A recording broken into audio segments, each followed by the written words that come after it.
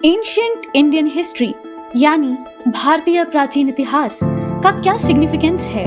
Significance तो बहुत है, महत्ताएं तो बहुत है और इसके कारण भी बहुत ही ज्यादा हैं। आइए देखते हैं क्या कारणों से इसकी महत्ता को इतना प्रभावित किया देश भर यानी दुनिया भर के लोगों ने। जरा कल्चरल हेरिटेज पर नजर डाली जाए।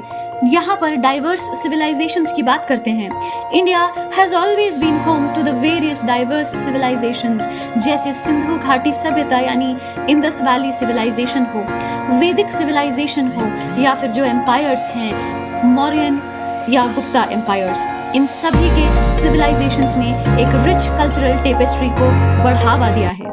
लैंग्वेज और लिटरेचर की बात की जाए तो एंशियंट इंडिया ने बहुत ही ज्यादा लिटरेचर में भी आगे के आधुनिक समय को ध्यान में रखते हुए वेद, उपनिषद, महाभारत और रामायण जैसी महान गाथाएं और क्लासिक संस्कृत लिटरेचर के बारे में काफी ज्यादा महत्वपूर्ण बातें दिखाई गई है।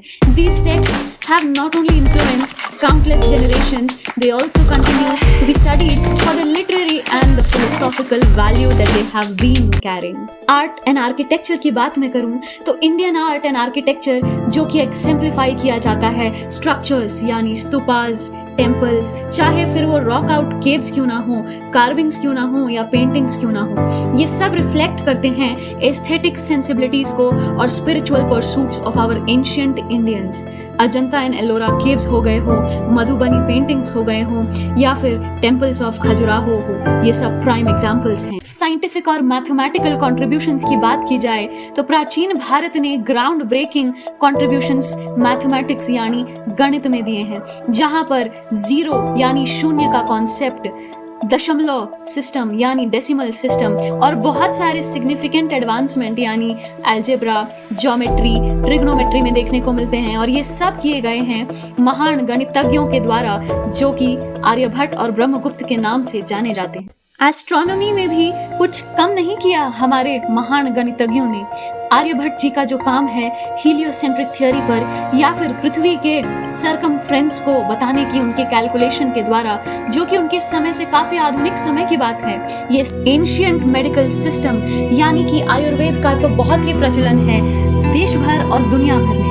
अब सुश्रुत संहिता और चरक संहिता जैसी महान संहिताओं ने फाउंडेशंस लेड किए हैं मेडिकल प्रैक्टिसेस, जिसमें सर्जरी और होलिस्टिकल हेल्थ अप्रोच को काफी अच्छे तरीके से डिटेल में दर्शाया गया है। फिलोसॉफिकल एंड रिलीजियस थॉट्स के बिलीफ को ध्यान में रखते हुए मैं ये कहना चाहूंगी कि ancient India has always been the birth place of major religions such as Hinduism हो, बुद्धिज्म हो, जैनिज्म हो या फिर सिखिज्म हो, और इन सारे रिलीजन्स का डीप इन्फ्लुएंस पड़ता है भारत के कल्चर और स्पिरिचुअलिटी पर, जो कि दुनिया भर में फैल चुके हैं।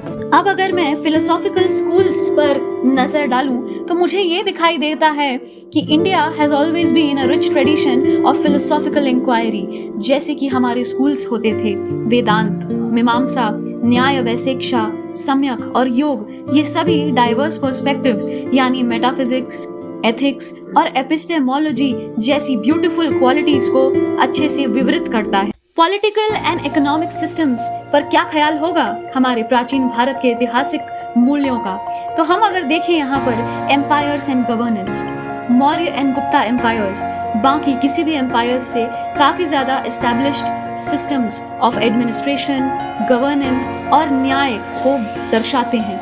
अर्थशास्त्र जो कि कौटिल्य जी ने दिया था, ये स्टेट क्राफ्ट एंड इकोनॉमिक्स का एक सेमाइनल टेक्स्ट बहुत ही वास्ट वे में और बहुत ही एक्सप्लेनेटरी वे में दिखाया गया है। ट्रेड एंड कॉमर्स की बात आती है तो एंशिएंट इंडिया पीछे नहीं हटा कभी भी hub of trade and commerce बनने में। बहुत सारे एक्सटेंसिव ट्रेड नेटवर्क्स इंडिया ने कनेक्ट किए हैं, सेंट्रल एशिया से लेकर middle east, south east Asia और यहाँ तक रोमन एम्पायर तक भी ट्रेड काफी फैला है। This has always facilitated the cultural and economic exchanges.